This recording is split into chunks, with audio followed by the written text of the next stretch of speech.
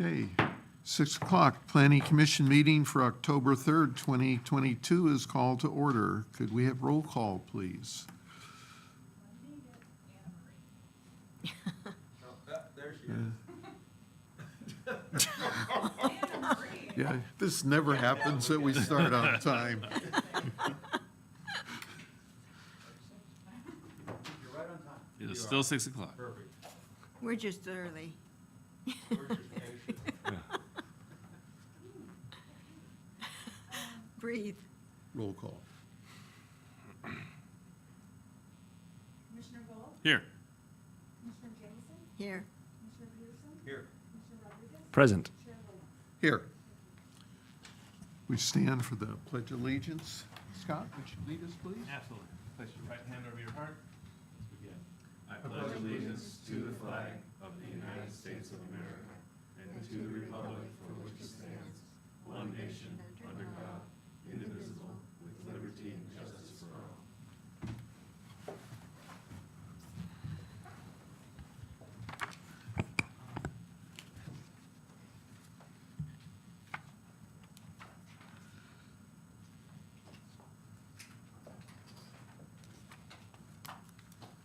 So I gotta look at my,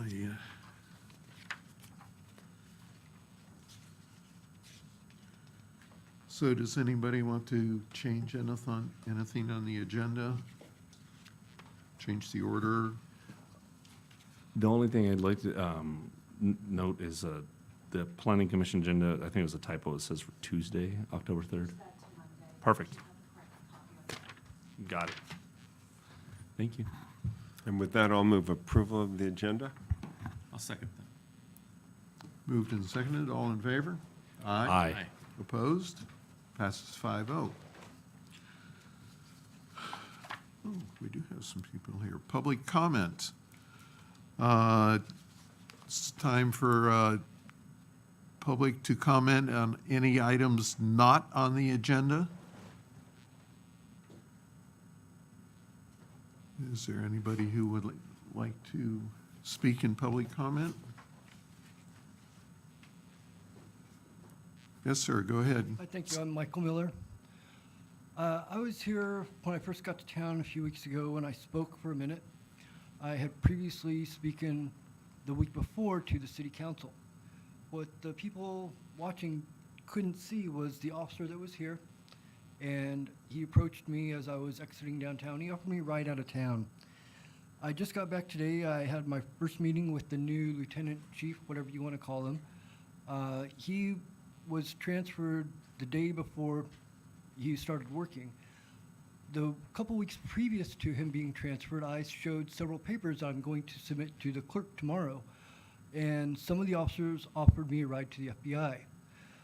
The reason that I didn't take that is because I am dealing with real corruption related to why Trump ran for president and probably why he actually fired the FBI director, and the new person is going to be a yes man, covering up a situation with the music industry. And I know it sounds peculiar, but again, you have me commenting in public that I had several cops that saw this information, and it will be available for the clerk for the citizens to review if they want to get involved, because I am dealing with so much corruption that I'm just really completely in over my head. And the fact that I was here speaking, there were no issues while I was speaking, and there were no issues the previous week, but somebody, and I didn't get the name yet, called the police, and they were here, and they didn't try to do anything but other than offer me a ride out of town. So I'm hoping that the new lieutenant chief or whatever, I guess he's from the professional standards division, I'm hoping that maybe there will be a little bit more appropriate action based on the fact that I am one of two people besides Trump that's most intimately involved with what's going on in Ukraine. And it's pretty unusual, I'll grant you that, but they will have papers and the police will know, and there's a lot of people in town that already do know, and I just don't really have any other comments at this time. Okay. Thank you, Michael. Anybody else wishing to speak? I don't see anybody online, so we'll bring it back in go to the consent items. Does anybody have any comment on the minutes or we haven't seen the division review, current projects review. And you want to look at any of those or go over them? I'll move approval of the minutes from September 6, 2022. I just have a comment about that. Are we ever going to find out about the parking study or the traffic study for the deli? If I may interject, Chair Williams. Yes. So first, I think we can address the traffic study in staff comments. Okay, So that would be the appropriate time in the agenda to discuss that item. And then as far as the approval, the motion that was just made, if we're going to not pull anything from the consent calendar, you can approve them in one motion. Or if you'd like to do them one at a time or talk about them, we would need a motion to pull something from the consent calendar. Right. I can amend my motion to approve the consent items, which is A and B, which is approval of the minutes and receive the planning division current projects. okay, the only reason I brought up the parking situation, that it was a part of, in the minutes, that Lori Tamura was going to be doing a report on it eventually. That's why I brought it up at that point in time, okay? And you're going to address that later? Is that what I heard you say? We certainly can talk about it during staff comments. I appreciate the clarification. That's fine. I just think, the No, minutes. that's fine. Yeah. I just wanted you to know I wasn't just winging it. I didn't think that. So can I get a second for approving the consent agenda? Second. Moved and seconded. All in favor? Aye. Aye. Passes 5-0. Any ex parte communications anybody would like to talk about? Okay, moving on to the meat. Public hearings. Could we have the staff report, please?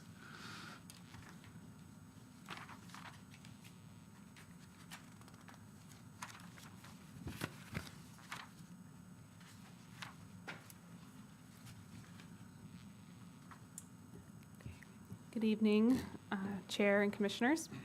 So before you today, you have a consideration of a resolution to recommend to the City Council to adopt an ordinance amending Title 11 of the Solvang Municipal Code to address the application of in lieu parking fees in the program to certain commercial projects, and to make a determination of exemption under CEQA, California Environmental Quality Act. So currently, the municipal code requires developers to provide on-site parking for commercial projects. And then for some commercial projects, right now, it's limited to only general commercial projects and, retail, thank you. Commercial projects have the option to pay an in lieu fee instead of providing some of the on-site parking. However, recently staff has come across several projects where physically on-site in the downtown core, there isn't space for additional on-site parking, but uses are changing or intensifying and are triggering additional parking requirements. And City Council has provided some direction to staff to come up with potential amendments to the in lieu fee program to broaden its scope and potentially allow for projects that, like as staff has been seeing, to take advantage of the in lieu fee program, even if it's a restaurant or cafe type business, not just this general commercial or retail business. And so what we've proposed are some changes to the code to expand the in lieu fee program to include restaurants. And to also simplify the calculation of what parking requirements can be satisfied with an in lieu fee. So under the current program, it's this complicated calculation of you have 3.6 parking spaces that you have to provide 2 of those on site, but 1.6 of them can be provided with an in lieu fee. As proposed before you tonight, it would just be that you can either provide the parking required for on-site commercial, whatever there's a chart in the code in section 11.11.7D that states what the on-site parking requirements are. You can either provide that, or you can opt to pay for some or all of that in lieu. So there's not two different calculations for the same type of use of the property. And that's the main changes that we're proposing here tonight. We also noted in the staff report that at an earlier planning commission meeting, there was some discussion of the fact that short-term vacation rentals have a different parking requirement. It's in a different part of the code. Council has not provided direction on that yet, so that piece is not included in what's before you today. But if that is something that you all are concerned about, you can certainly direct staff to incorporate that into your recommendations to City Council. And I'm here to answer any questions that you might have on the proposed amendments.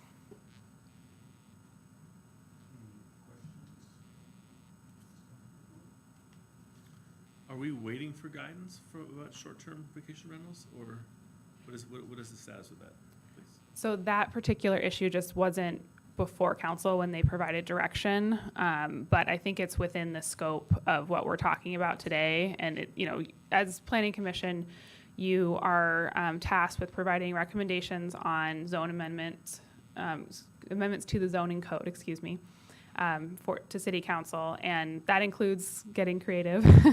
And you can certainly add on to what staff has come up with based on council's direction. I think that's within the scope. I mean, we're trying to make the in lieu fee program work a little more logically.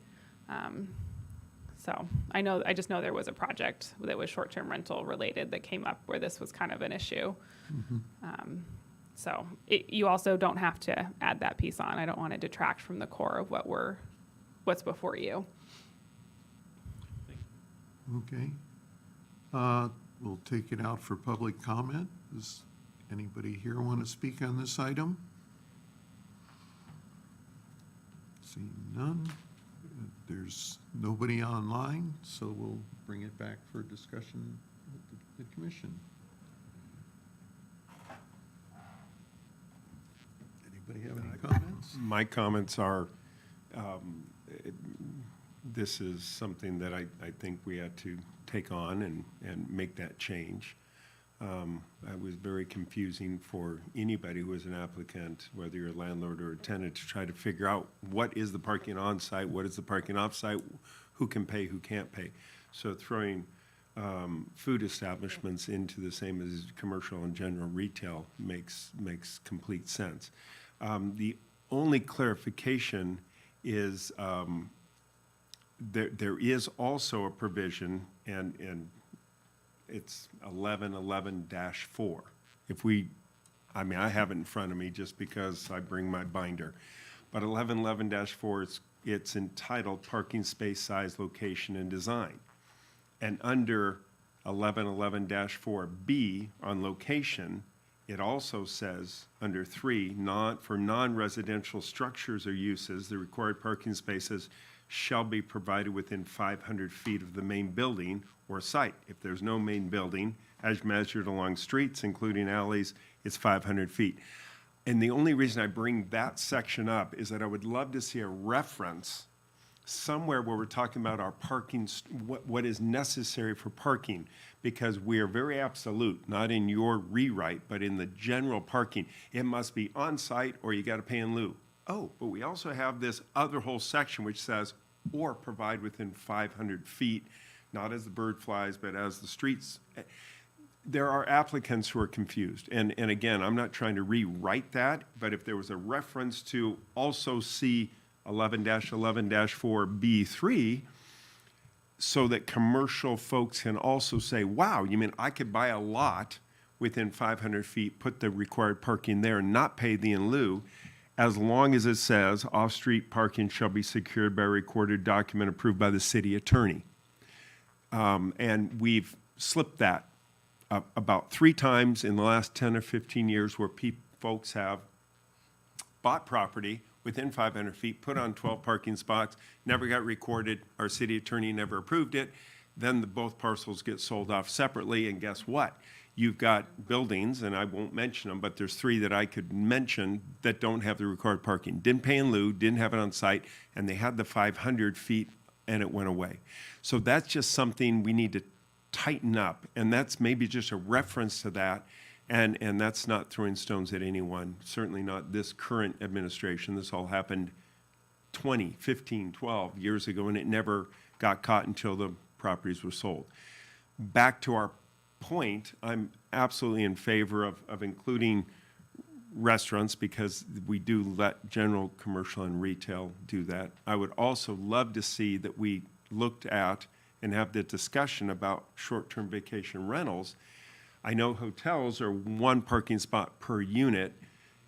I don't know if it's 1 parking spot per vacation rental if they've got 5 bedrooms, but certainly we ought to look at 1 parking spot per perhaps bedroom like we do with hotels. I don't know if we can incorporate that, and I don't want to, like you had mentioned, Charles, that we don't want to divert from what we're talking about, but I would like to see that. Again, the more information we give to applicants, whether they're landlords, buyers, sellers, tenants, the cleaner it is, the easier it is for staff to say, look at this, and it's very clean. So I applaud you for making this effort. We brought it up a couple months ago, and you guys jumped in, and I thought did a very good job. So those are my comments. One is I'd love to see vacation rentals. We ought to look at if it's by bedroom or by unit.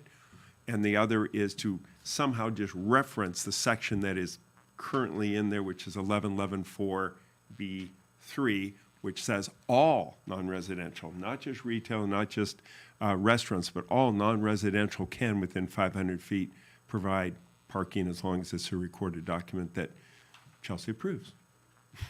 Anyway, those are my comments. My only question is, where are we going to find this property? And my comment back is I don't care. If they want to go buy it and spend $10 million for it and not to pay in lieu, good luck to them. That's fine. The folks did that before, and they had 13 or 18 or 10 parking spots. If they want to do that because it's cheaper than buying and in lieu, I would make a further comment. I think the $12,500 or $13,000 in lieu fee is probably a silly number at this point, because I think we adopted that, or city council 20, 25 years ago, and you can't even pave property for that amount. And city council needs to probably look at what that number ought to be, not to dissuade, but just to be accurate with our current market. But back to you, Joni. I don't care if they can buy them or not. Someone might own 3 lots and put them on. It doesn't. But it's already in our code. We're allowing it already. I'm not saying you have to do it. Write the darn check or put them on site. Yeah. Okay.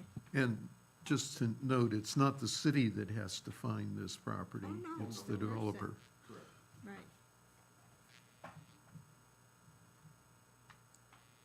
So you brought up about vacation rentals. Do we want to take Chelsea up on her offer to include that in this recommendation, or put it It'd for be another time? It'd be clean to do it now, or maybe if you wanted to look at how other, I don't want to overstep and say it should be by the bedroom. Hotels are by the room, but then they also have something for employees. And you'd hate to see a 5-bedroom vacation rental only have 1 parking. So do you do it by bedrooms? Do you do it by a multiplier of bedrooms? Do you do it by employees? It's maybe more complicated than we can talk about tonight, but I sure would love to have that answered for everybody. As it came up on the Oak Street Alisal property recently, they had to knock buildings down to make it work, and it was just silliness anyway. So we'll save that for another day. Is that, anybody else have any comments about that? If I could ask some clarification, points of clarification. For the cross-reference to 1111-4, the intent would be to keep the ability to use the 500 slots 500 feet away, but just refer to that in 1111-7 and 1111-9 to say you can provide on-site in lieu Number or, 3, please see 1111. or meet the requirements of 1111.4. Correct. Okay. Just a cross reference. It's just for ease. A lot of folks don't know that that's sitting there. And they don't understand that, yeah, the measurement and not alleys, and we might, yeah, anyway. Okay, and Just that, for that requirement clarification. applies to more than just the restaurants and the two categories, I'll say it this way, the two categories that we're allowing, or we're suggesting are allowed for in lieu. So when we make that cross-reference, it will probably, I think it should be more general, but it will result in that the restaurants, cafes, taverns, et cetera, and the retail business and general commercial will then have those three options. And churches and hospitals and everything that's listed under the park. Because according to this, for all non-residential structures or uses, Right. you can do this. Yes, and so I'm just Yeah. trying to point out that that is a broader scope than the in lieu fee is just for these limited two types of uses. Right. Okay. We can certainly make that change before we send it to city council.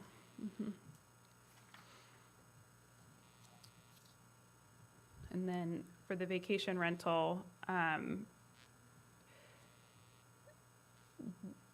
are you discussing just, we should adjust the number of required spaces? Or are you recommending that vacation rental be able to take advantage of the in lieu fee program?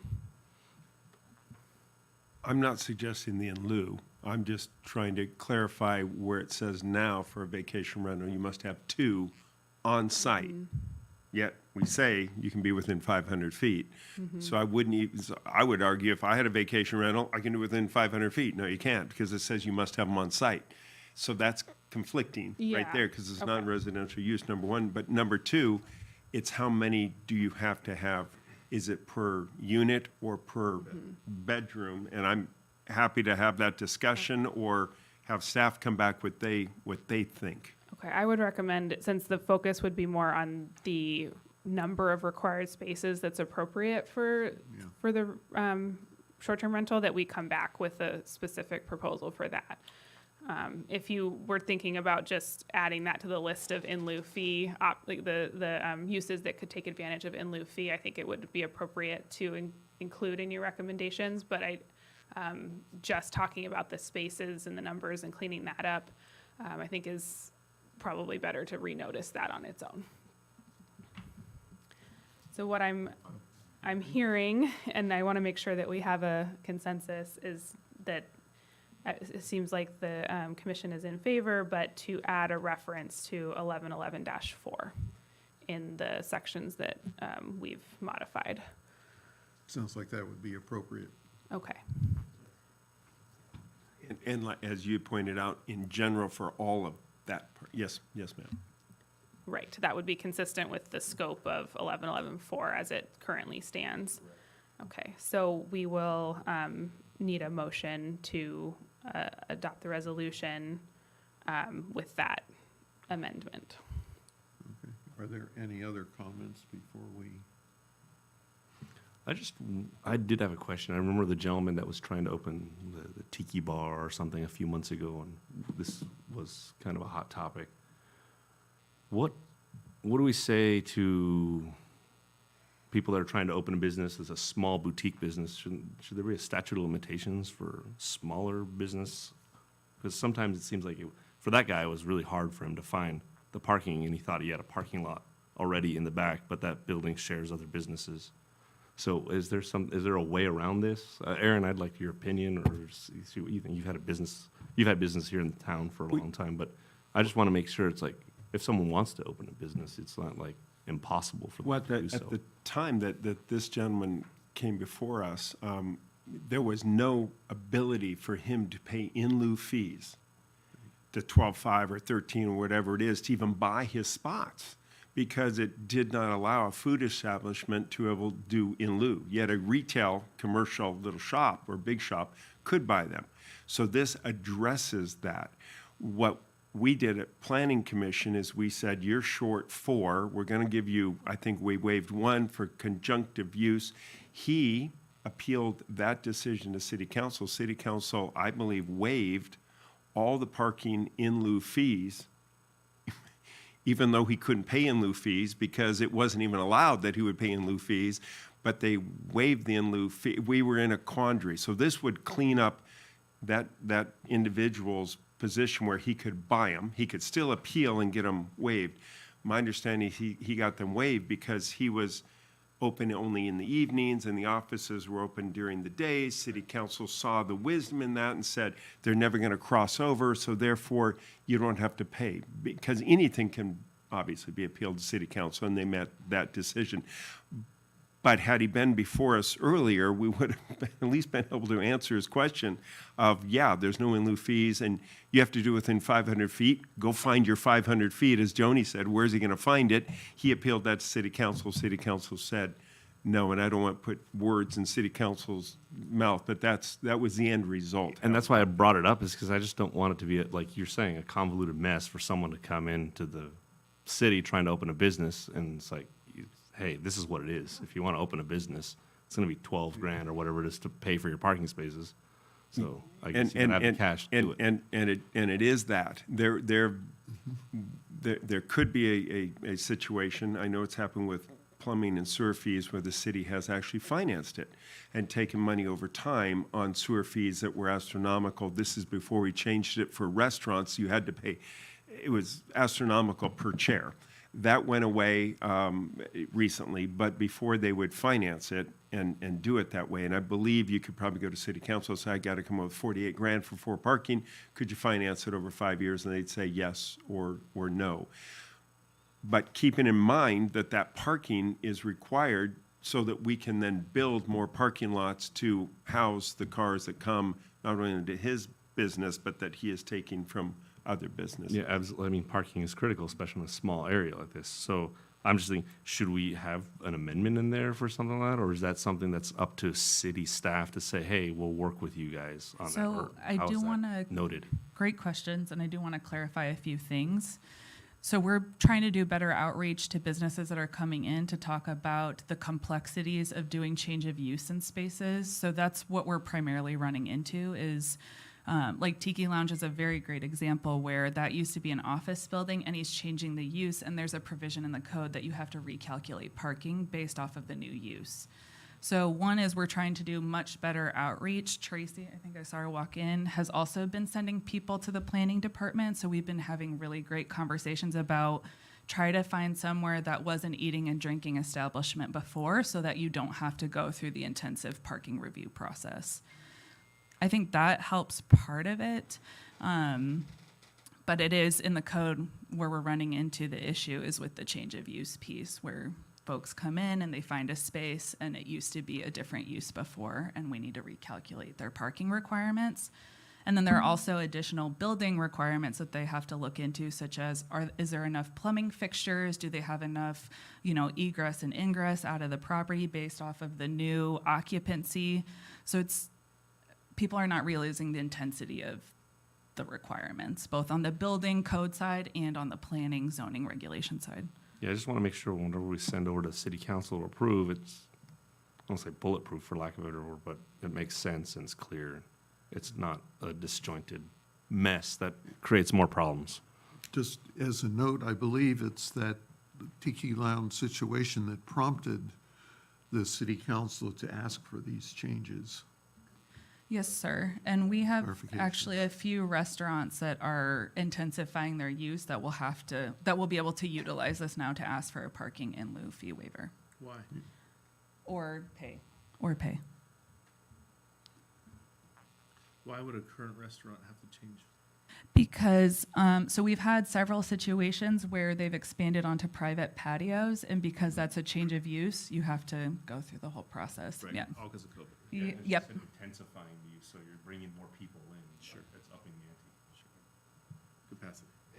And just pointing out, obviously, if retail, we don't allow it for retail to go outside. But if retail could go outside, that would be an intense of use. and it's one per 500 restaurants, or one per 300 square feet, plus one for every 2 employees. So if somebody adds 500 square feet of patio, they've got to go buy 2 parking spots, because it rounds up, you know. And do you have another employee? Probably not. You write the check for 24 or 25 grand, and you say it's worth it to have that extra 500 square feet of 20 tables, or whatever that number is. So we're allowing it to take place, but recognizing that there is an intense use and you're going to have more customers, ergo, you're adding tables and chairs, you want more customers, so therefore you must give the city some money to hopefully buy some parking lots. And Roger's going to find us a bunch of land, as Joni says, and Yeah, but put on cheap parking lots, poof, just like that. I kind of laugh because it's like, and then we're talking about closing Copenhagen. It's 100 parking spaces in this small town that parking's at premium ready. It's like, that's a big question of like, should he shut it down or not? That's a whole other topic, but I'm just like thinking this kind of ties into that. So it's something to think about, people that are listening out there. I mean, yeah, shutting that Nobody whole there. parking though. Yeah. Hey, Susan's there. I see Susan. And she has her hand raised, by the way, Jack. Nancy does, yep. Oh, Nancy. Sorry. Oh, really? Oh, she just came on. Well, since Susan is there, see if she wants to speak on this before we go any further. Hi, Nancy actually has a comment on this.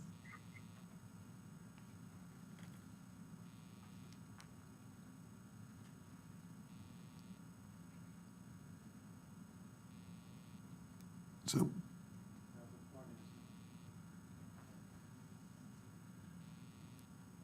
go ahead and speak, Nancy. Hello, Yeah, we can hear you.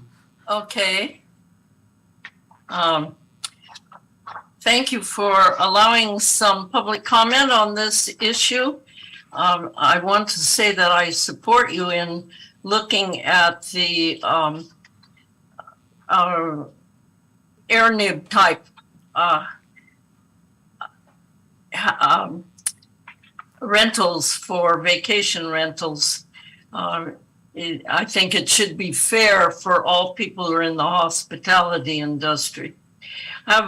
In reading the amendment documents regarding in lieu parking, I noted that both the earlier ordinance and the proposed amendment regarding in lieu parking fees for commercial projects state very clearly that either parking spaces or in lieu parking fees are required. Developers can choose one or the other, or a combination of both. Nowhere does it state that if that choice is made, there is then the option of neither paying the fee or providing parking spaces. Yet we have noted that quite frequently developers are allowed to waive both, or especially more of both, if it is a remodel. Doesn't this section need to state the circumstances under which there can be a waiver if in fact this is going to be allowed? So there is consistency among those decisions. Second, even though the term restaurants, cafes, taverns, etc. is used, it's not clear if wine tasting rooms are included. I think they should be. Would something like businesses that sell food and or beverages for consumption on site be more accurate? This would exclude businesses that just provide free food or beverage samples.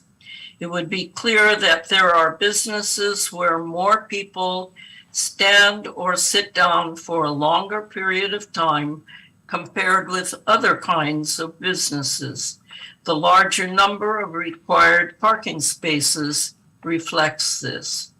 And finally, I agree with you that you need to look carefully at the fees that are in lieu annually, and that you would update those fees as needed.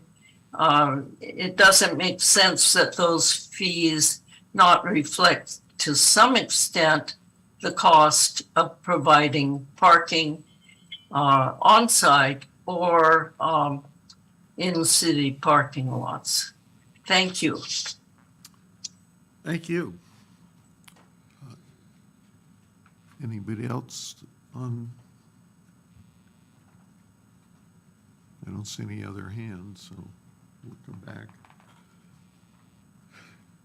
Any other comments, thoughts?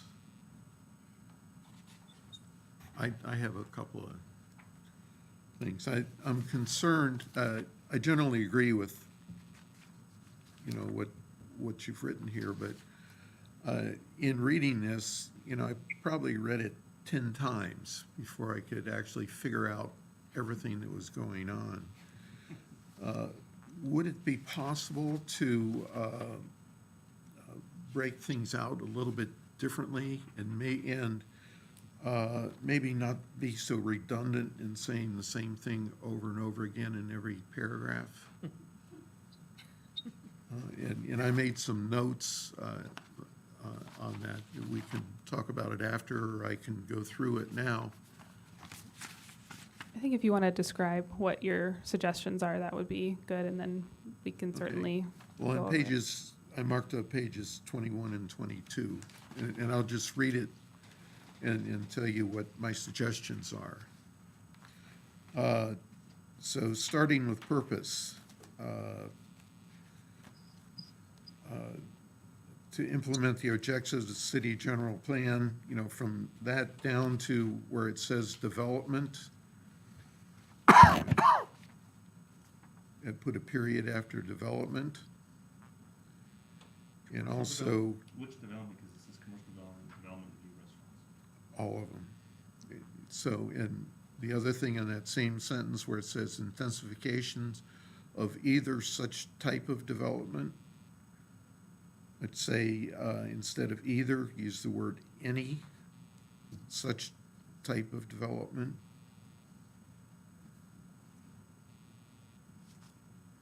Because we're listing, what, 5 or 6 different things here, and either doesn't really apply. And then right where it starts with applicants for retail, and again, take that whole sentence out of there, all the way down to where it references section 1111(7)D. On site, take that out, along with any required parking, which is an in lieu fee, is not paid, it must be provided on site. That's already discussed elsewhere, like in the next paragraph. So that whole section, I think, should be taken out of there. And then the last paragraph, I think that should be moved down to 1111(9)B. And I'll go through that and tell you where I think that should be. The last paragraph or last sentence? Well, there's only one paragraph. Yeah. The last sentence. Okay, but you said last paragraph. Oh, did I? Oh, Okay, yeah. Okay, so Where it last- starts, the city The city council has council. determined that, okay. and then all the way down to where it ends with its general plan. Take that out completely from there. And we'll move it down to the next section. So it's starting in the next section, again, Section B, you mean? section B. Section 3, section 1111(9)B. The same change on the first sentence as before, changing either to any.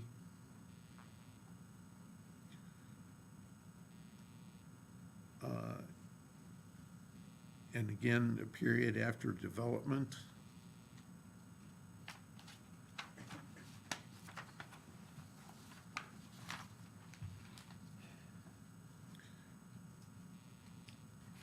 And then I couldn't understand.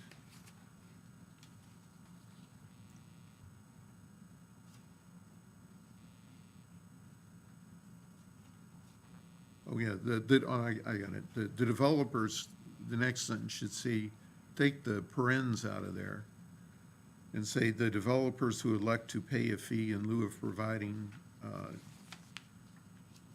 keep that in. Take out the period after D and then take out where it says the electing developers. Take that out and just continue with shall pay the in lieu parking fee prior to issuance of a building permit. And then the next sentence, take that out completely and insert what we're moving down from the previous section. The city council has determined that whole sentence, put that in there.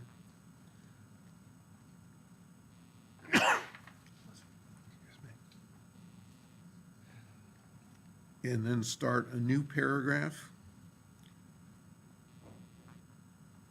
where it talks about the city council shall, et cetera, et cetera. Just make that a standalone paragraph and not part of that same paragraph. It'll just make it clearer and easier to read. And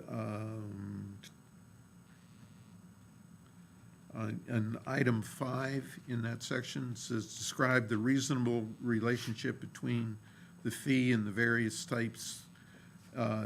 Take out of new retail and general commercial and just say of the various types of developments. And take out all that other, because that's what we've been talking about for 2 paragraphs now.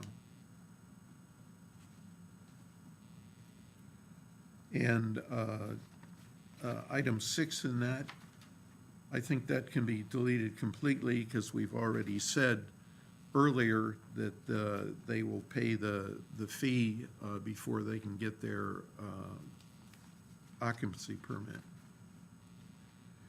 And then the very last sentence of that, make that also a new paragraph. So I don't think I was really changing the intent of anything you said, but hopefully it'll make it a little clearer and easier to understand for people like me who have to read things a dozen times to figure it out. And that was all I had. Anybody have any comments, thoughts on that? Cleans it Bad? up. You don't like it? No, cleans it up, good. The only thing I have is the city, for businesses starting, maybe someone doesn't have $12,000 and you said you'd work with them. Should that be something that's noted in here somewhere, saying like, hey, and this says the city council shall review in lieu of parking fees? That's just on any basis to Tom, but is there something in there, or is that not wise to put that in there? So I think the confusion is that there's a section D to 1111-9 that we didn't put in the ordinance or the track changes part because we didn't change anything in there. But that section is where it gives the city council authority to waive in lieu fees.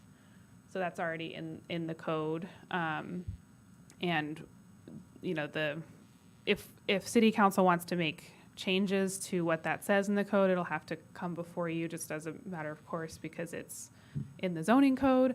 But how the fees are structured and whether council's going to waive them, we haven't been given direction on that front yet. So we didn't include any recommendations to section D. So that's why that isn't showing up in your agenda packet, but it is in the current And code. so it'll ultimately be up to the city council to decide, hey, at least pay us to the parking spaces or something like that. So that will just ultimately go to the city council. Well, for us to make a and decision. Justin, D says, because I have my whole book here.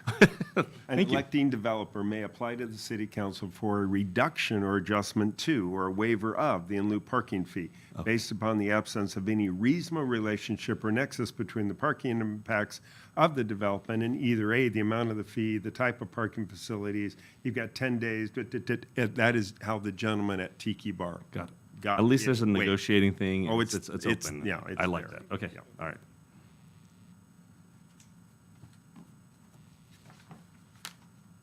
Okay. But I thought your changes clarified it. I would add one more clarification on it, seeing as we're looking at it. Maybe we call it restaurants or food establishments, not restaurants, cafes, taverns, because we don't define taverns and cafes anywhere. In our definition section, we have a definition for restaurants.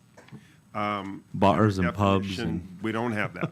We just have restaurant, any establishment whose principal business is the sale of meals, including food and beverages, which is eaten or consumed on or off premises. Maybe just referencing restaurants, not comma cafes, comma taverns, etc., which is not your language. That was in there. I know that. But as Jack brought it up, I started reading and went, very good point. We have a definition for formula restaurants and a full service, but we just have a definition of restaurants and maybe just leaving it as restaurants alone.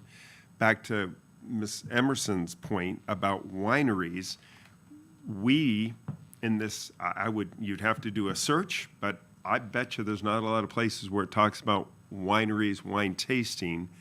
Under our permitted uses definitions, it says retail stores, it says restaurants, but under retail stores, this is such as bakeries, ice cream shops, grocery, liquor stores, furniture, hardware, appliance stores, department stores, sporting goods stores, hardware stores, pet stores, florist shops, automobile accessory stores, and the like. That's our permitted use for retail. Nowhere does it say wineries, and yet bakeries are considered retail, as are ice cream shops and grocery and liquor and automobile stores. We ought to at some point tighten up some of those definitions. I think it's more beyond what we can do tonight. But wineries, probably when this happened, wine tasting was not even on the horizon when this was drafted 20, 30, or whenever it was drafted.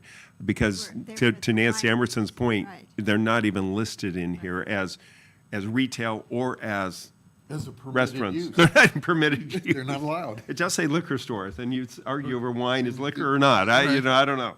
Only gin and tonics, maybe. I have no idea. To that point, wine tasting is included, for example, in the TRC under permitted uses under item E, which is indoor and outdoor restaurants, bars, wine tasting, and cocktail lounges, but not including formula restaurants. So it's scattered in there. But we don't include that in the in lieu fees as a restaurant. Because that's what we're talking about was Ms. Emerson's, I think, point. What about wineries or tasting rooms, cocktail bars? How have you We guys treat handled that that? generally as an eating and drinking establishment like Okay. other entities, so we just lump that in. Yeah, and maybe then under restaurants, if we're ever going to put a noodle in our head to look at the definition of restaurants, we have to include E as that whole thing, because it's confusing. We're trying to clean up stuff. Right. Yeah.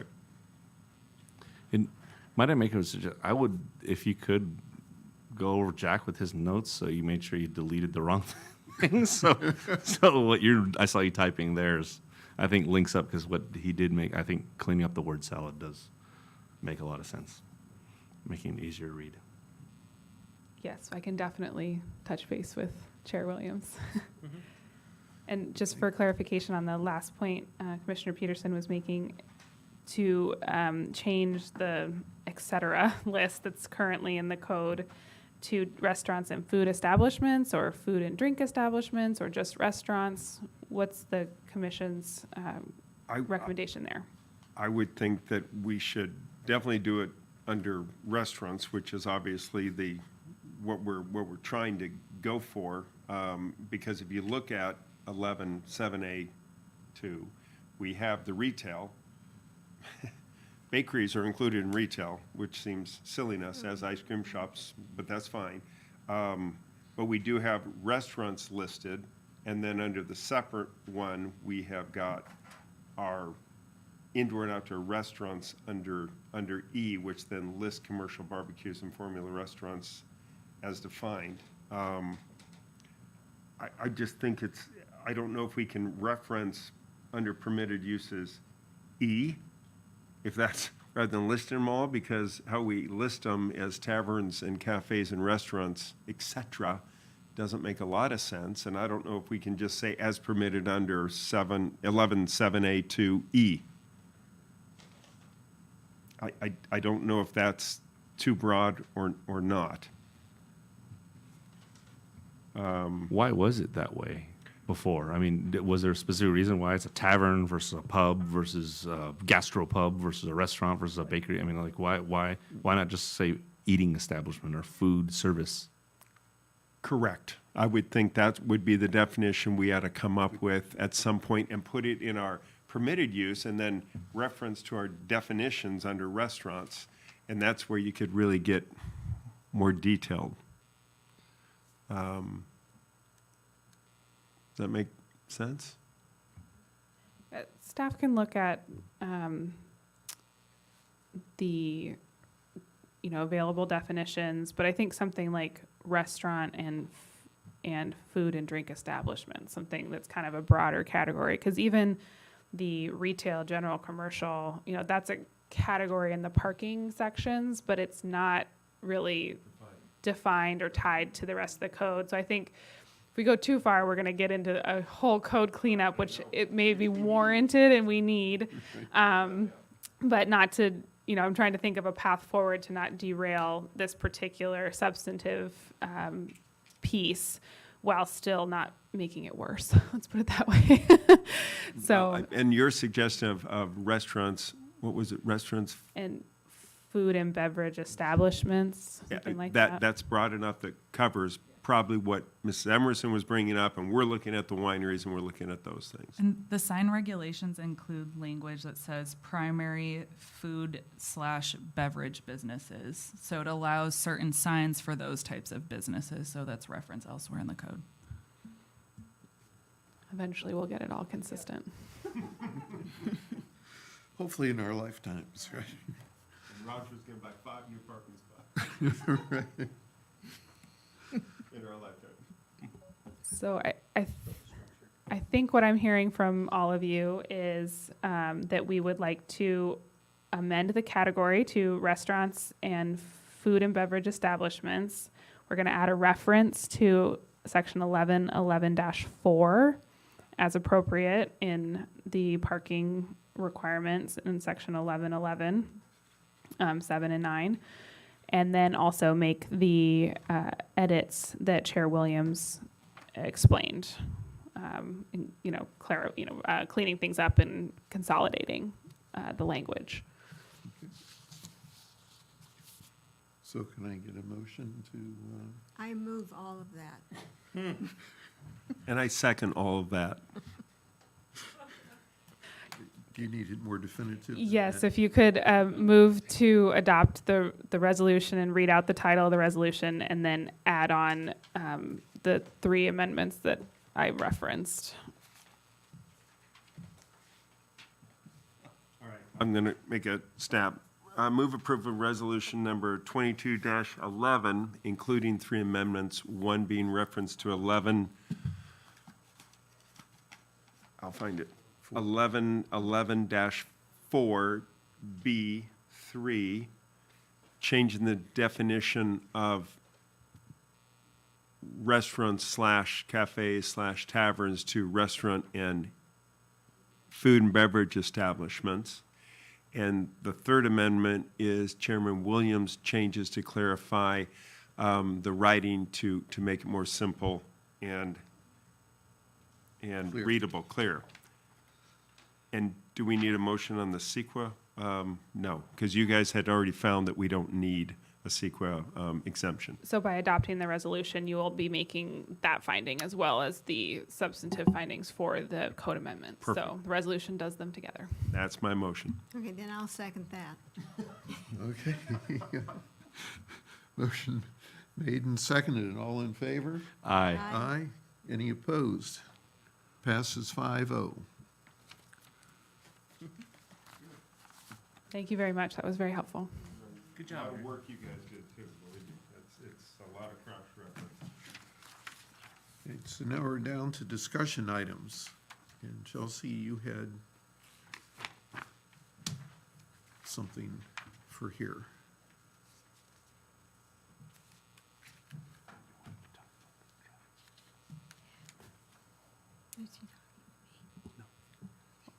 I can speak to that now. If there's other commissioners who want to, would you like to preface? Since it's discussion items, I think is really your all comments, right? Or, Are we talking about the parking? If you would like to. Yes. You mean the traffic study? The traffic Traffic study, yes. Yeah, It's a she traffic didn't bring it study, up, I not a was parking going study. You're getting me in trouble. I just want to make sure that we received a copy, but since it was not agendized, we did not receive it. So it needs to be agendized. And we also need to make comment about whether or not it has been approved by, who does it need to be approved by? Caltrans? Caltrans, if they have approved it. And I read through the entire study, and there are a lot of things in there that I don't agree with, but I don't think it's appropriate to bring it up now because it really wasn't agendized. But maybe we can sit down and go through that sometime. Yeah, so you're right that it's not agendized, so I want to be brief on our discussion. But the Planning Commission has approved that project. So at this time, and that project was approved without the traffic report. Staff did make note that the traffic report was not available at the time when the commission approved that project. So at this point, the commission does not have jurisdiction over that project. Now, the traffic study, I understand, has been sent to Caltrans for their review. We don't anticipate any, substantive really comments coming back on that. But if there were changes to the project that changed it substantively such that it was inconsistent with your approval, then it could come back to you. But absent that, you have already decided on the project and approved it. I understood, though, that if there was a majority of the planning commission that wanted to revisit it, that we are allowed to legally do that. No? You're saying you want to, under the rules of order, undo Yes, your motion? yes. Yes, that is a possibility, but we would need to bring it back on the agenda Okay. to do that. Well, we could bring it back to review, and then we could approve it once we get it. Sure. Yeah, but I just. Oh, yep, sorry. Okay, she wants to speak. Yeah. There we go. As Chelsea mentioned, the project or the study is going back to Caltrans for their review and comment. And we're targeting to bring a discussion item back at the December meeting. So that'll give them time to review the report and provide comments, and it'll give us time to digest what their recommendations are and work through the traffic study and have a discussion at your December meeting. That's our plan.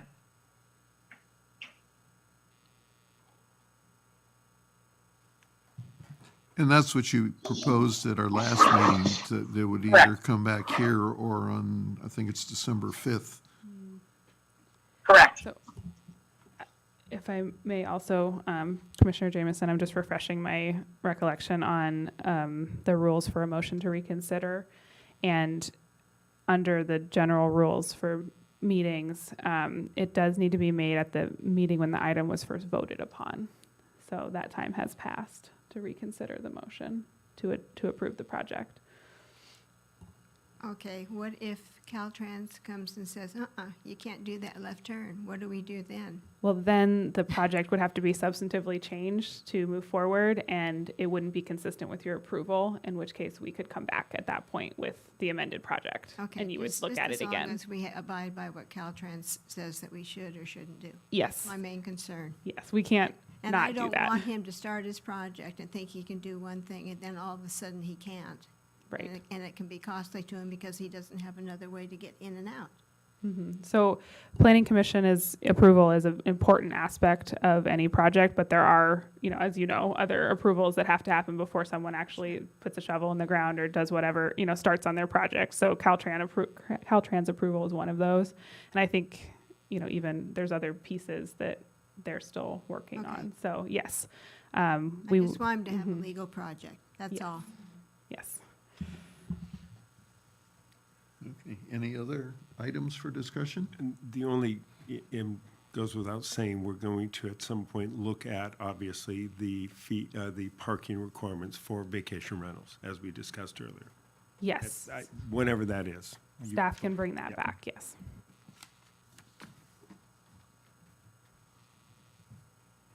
Nothing else? Okay. Any further staff comments? Sophia, did you talk about the next meeting yet? I No. did not, Lori. So, initially, from the planning department, we did not have anything scheduled for the November meeting. But I understand that there was a schedule for a discussion of the general plan update that was being targeted for this date. We will work with staff and report back to you whether we will have that November date or not. Otherwise, at this point, we do not have any projects scheduled for that time. So we'll let you know within the next week whether that November meeting will happen. We do have items for the December meeting, and so that's basically the schedule for the rest of the year.